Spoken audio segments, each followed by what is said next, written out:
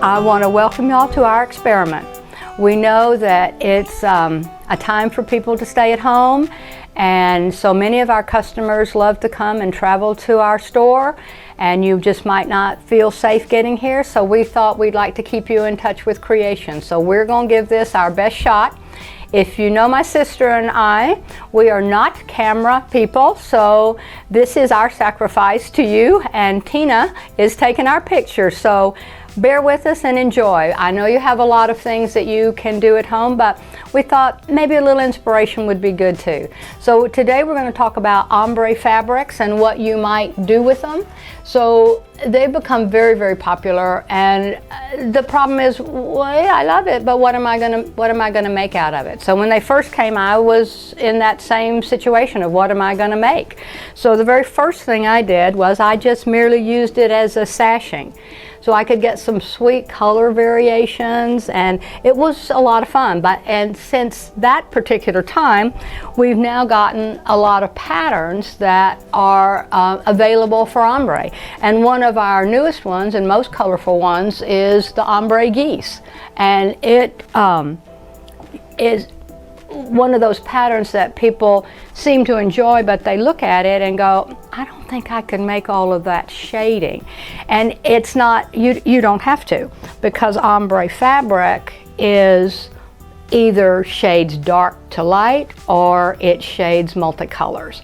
So if you look at our fabric, this one shades up to the fold and then back out. So when I fold this fabric in half, I'm going to be able to cut two things at once. So I'm going to get my little chart and show you how simple it is to make this quilt. Okay, the process is very simple to make the geese. This is my ombre strip, and it is folded, so I'm going to be able to get two out of it. This great little ruler is cut on the strip. It gives me the angle that I need. Then it's merely rotated and it comes back, so I'm able to cut on line 2 for the second section, and then it's rotated again, just turned over, and I'm able to cut on line 3. It gives me the diagonals that I need, and since my fold is folded in double, I'm able to get bottom, middle, top, and I have 2 sets. When I sew them together, I will have 2 of the triangles. Our quilter likes pressed open seams, so these are very easy to stitch.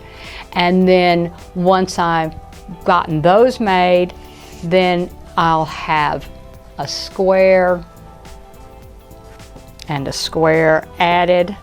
Pattern is very clear about how wide to cut, how big to cut, and then I have my rectangle for my goose, which you can then see up here.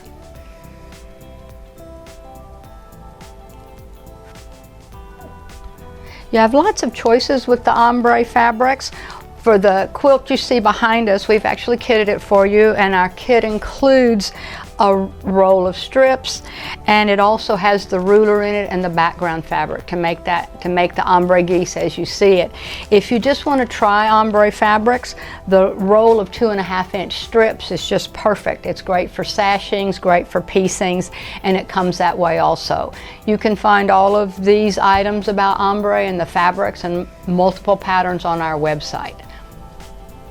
Another thing I wanted to show you that you can do even simpler with an ombre. This one is a beautiful ombre that just goes dark to light with a little bit of shading, but this entire quilt was made from one piece of fabric. Even the binding was done with the same piece of fabric.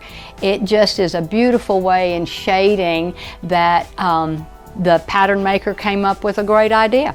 And this is the pattern that is used. It's called Ombre Star. Any of the ombres would be pretty in it, but this particular one seems to be appealing with the teal.